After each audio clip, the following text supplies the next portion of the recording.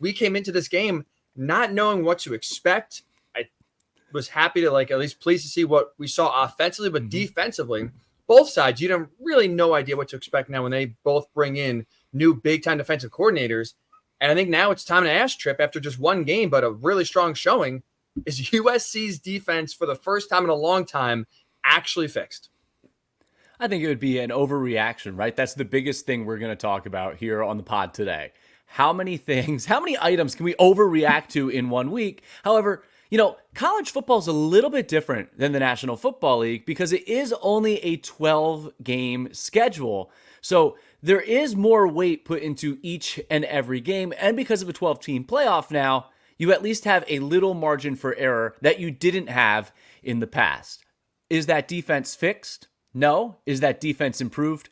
Yes. They made enough big plays in that game last night to slow down LSU. Granted, you look at the game, Nussmeier, he still had a really, really good game. But when USC's defense needed a big play or two, they were able to get it. The total yards wouldn't indicate that. I think they did a really good job against the LSU running game, and that was a nice sign to see. And when we talked last week to Ryan Abraham, he thought the interior defensive line or the defensive line for USC might be the strength of that Southern Cal defense.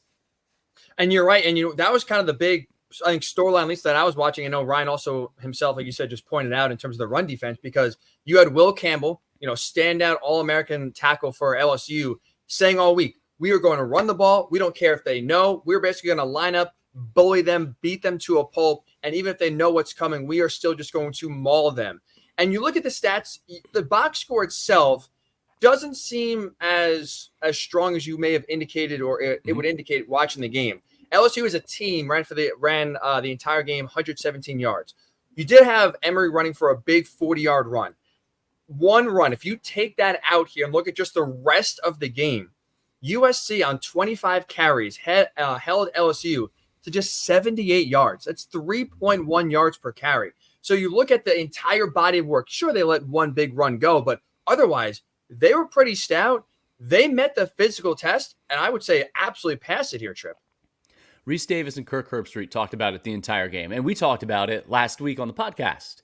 Two teams with so many similar storylines coming into the game, replacing the last two Heisman Trophy winners at quarterback, trying to fix defenses that were not very good last year. And ultimately, USC was the slightly better team than LSU in finding a way to win at the end. And the big reason why, I thought the last drive for Miller Moss and his ability to find his playmakers, get them in space, and he made some precision throws. He ends the game 27 for 36, 378 yards and a touchdown. A great stat line, but I think his composure, his ability in the fourth quarter, the plays he made in the fourth quarter, orchestrating the offense for Lincoln Riley, a lot like he did. Granted, a different stat line than the bowl game, but this is now 2 games in which he has started at quarterback, and you have to be really, really impressed with his control and his handle of the offense. 10 different players had a reception for USC in that game. Can they consistently rely on just the pass game to win games? In the modern era of college football, probably. But I thought Woody Marks was effective. He obviously had the game-winning touchdown at the end. He had 2 touchdown runs.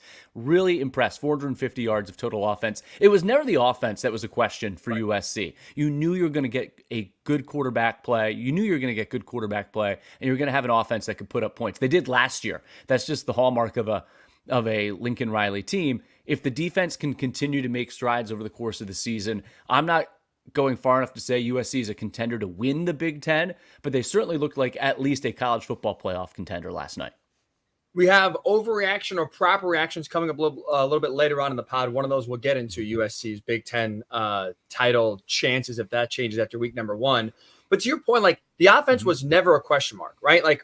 Lincoln Riley, no matter who the quarterback is, they put up a lot of points, put up a lot of yards. The question was the defense. And I think we have on the graphic here is the defense fixed. I would agree that's a strong statement to make it and too far of a statement to make after just one game. But where you can be really encouraged if you're USC is the fact that Danton Lynn is doing exactly what he did last year at UCLA, which was come in, take over a defense that was horrific the year before with the same personnel, turn it around and get the most out of that unit. He took UCLA from one of the worst defenses in the country in 2022 to a stout run defense first but overall solid defense and respectable defense in 2023. You are seeing here in 2024 for USC to be a Big Ten title contender and make the college football playoff. They don't need a top 20, top 30, top 40, probably even top 50 defense with how USC's offense should play the rest of the season. They just need an average, solid defense. And then what you saw on Sunday night can say going forward, this USC defense won't be spectacular, but when you need a play, you can feel pretty good they'll get one. See, I disagree with that. If you look at where Ohio State and Michigan ranked last year, a top 5 offense and a top 5 defense across the Big Ten, I think you need to have a top 20 unit on the defensive side of the football. Last year in the Big Ten, Ohio State, Michigan, Penn State, and Iowa all had top 10 defenses at the end of the season. I think for USC to be a legitimate contender to win the Big Ten, they need to rank in the top 25 defensively. What about to make the college football playoff in a 12-team playoff? Would you open that gate a little bit? Yes, absolutely. I think you're accurate. Being a top 50 defense, they have an absolute shot at making a college football playoff if the offense continues on the trajectory that at least it took a step towards last night. It was an impressive performance, no doubt about it. If not the most impressive performance of week one of the most impressive performances of week one across the country, right up there with Miami, Penn State, and even Georgia, what they did to Clemson. Really, really impressive performance for USC. And that defense will get another test here in terms of physicality in a few weeks when they do play Michigan. But you said it, one of the other, in terms of the Big Ten at least, the other impressive performance, other biggest storyline in college football from week number 1 was Penn State's offense. Trip, I'm going to throw it over you here because you not only got a great side of it, you got a tremendous view on the field of Penn State's offense being the most explosive it's been arguably since Joe Moorhead. What did you see? And now going forward here, how legitimate does this feel? Yeah, I felt like Penn State played a very, very good football game on the road against a good football team in a difficult environment.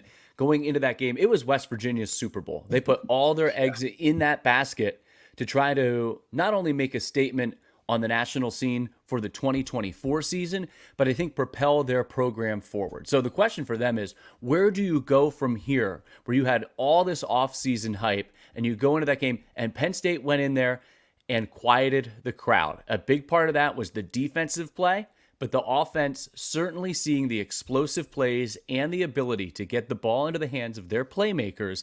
That's what Penn State fans have to be most excited about coming out of the 34-12 win against West Virginia. I don't think it was a perfect game by any stretch for Penn State, but I think it was a really positive performance, if not the most positive performance across college football in week number 1, because you saw the elements offensively. Defensively, I think you take for granted the transition from Manny Diaz to Tom Allen just because of how talented they are. It was the Penn State offense and the ability to create explosive plays in the run game and pass game that were not there last year for Penn State, especially in big games, and the ability of Drew Aller. What strides did he make from year 1 to year 2?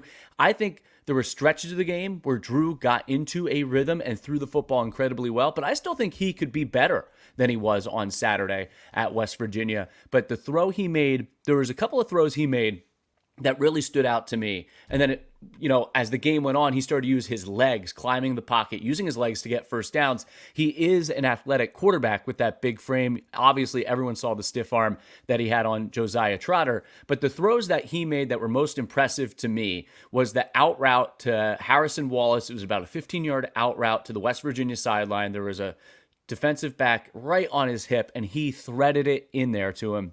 And then the touchdown throw to Wallace at the end of the first half, the back shoulder fade along the sideline. I thought those were 2 big-time throws from Aller, and he seemed to get more comfortable as the game went on. And I think what's indicative of that is then his ability to use his legs effectively to buy time in the pocket, to pick up first downs. He truly looked like a guy who was more confident, and he had a little bit more of an edge to his game. You could see him right off the bat when West Virginia, Penn State felt that they were faking the snap count by clapping at the line of scrimmage. Aller fumbled the snap. He went right to the official. It was in one of the officials' faces. He did the same thing a couple of times to West Virginia players. We didn't see that from Aller last season. I think he looks like more of the vocal leader that you expect out of a starting quarterback. It's just one game. But what they were able to do offensively and defensively to hold a West Virginia team to 246 yards and 85 rushing yards for a team that was the top rushing team in the country last year, over 220 yards per game, 2.3 yards per carry. I just think it was such a great performance for week one for Penn State, and there were still areas that they could improve, which means their ceiling's higher than that, which is scary for the rest of the Big Ten. You're right about that. The word I would use to describe Aller on Saturday was comfortable. I think that's huge because, like you said, it wasn't just his throws and his reads where it felt like he had answers.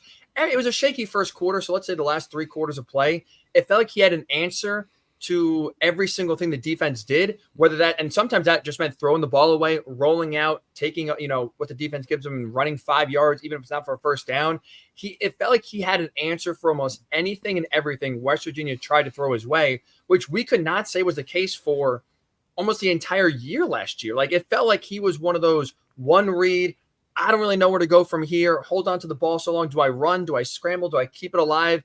He would get sacked. Like, he just looked lost a lot of last year. And it feels like watching Saturday, he now knows the why the defense is doing this. And here's my answer to it. And whether that's just movement in the pocket, just subtly to, get out of the defender's way, but still have his feet set to throw the ball. He just looked very comfortable. And I think that's also partly why, like you said, you saw him more demonstrative, more vocal than we've ever seen before. He's confident. I was texting some of my friends. It felt like he had that dog in him where it started with the referees chewing them out. It ended with stiff arming Trotter and then talking smack afterwards. Like, it just seemed like a different persona from Penn State's quarterback now in year number 2. And it feels like under Andy Kotelnicki, especially, not just as the offense more explosive, and finally it feels like too, not only do they, like, when it comes to, because the 2 games everyone talks about, I know Michigan's not on their schedule, right? But the 2 teams Penn State's had the most trouble with, and the 2 teams that have kept them out are the college football playoff, Michigan and Ohio State for the last few years. And the keys in those games when they lost is the offense has not been very good. And that always is twofold, right? It's execution, but it's also, does Penn State, are they going to be aggressive enough? Are they going to have the right play call here to win these games?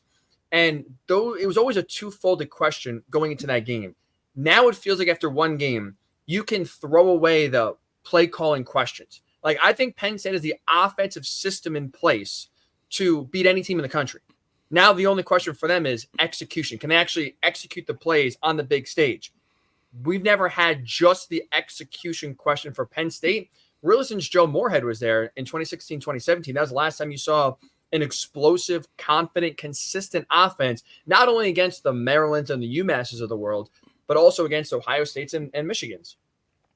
Coming out of that game, most people will point to Andy Kotelnicki as a big reason for their success and maybe the improvement on the offensive side of the football, and rightfully so. But who deserves the most credit for that? Head coach James Franklin, for going out to identify a weakness, identifying that they need more explosive plays. Explosive plays can negate inconsistency on the offensive side of the football. They make you forget about, the rhythm and the lack of consistency that sometimes an offense can have. And then at the end of the first half, they took the ball, ran one play. You're like, oh, they're just going to take it into the half. And they didn't. And James Franklin, again, deserves a lot of credit for whether it's coming from him or passing the reins to Andy Kotelnicki. He is still the head coach. He is the CEO. He makes those decisions on game day. He let them go down the field. And it created an opportunity. The whole joke is, the chuck it deep. But they did, and it worked, and it paid off for them. And that was a momentum swinging play. And then you had the weather delay and going up 2 scores. Fans weren't coming back. Very few of the West Virginia students came back into the game. And then they handled the weather day. They handled the weather delay really, really effectively. And James Franklin, again, deserves a lot of credit for that. He gets knocked a lot of times, and understandably so, for the results against Ohio State and Michigan over the last 8 seasons. James Franklin in a game like this, Penn State always beats who they're supposed to beat. You're right about that. No, you are absolutely right about that. The two questions obviously have been the two big dogs at top on the top. But to your credit, right, there's in the last few years, at least from 2022 on, they've not lost anybody they should not have lost to. You are spot on with that. Two quick ones here to finish up this game before we move on to the rest of the conference here. Number one, you said the weather delay. You told us on Thursday you're packing your rain gear. Boy, did you need it. No. Well, I was in the booth.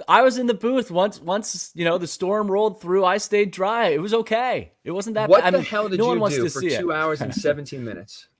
Well, we filled about 30 to 35 minutes of radio time.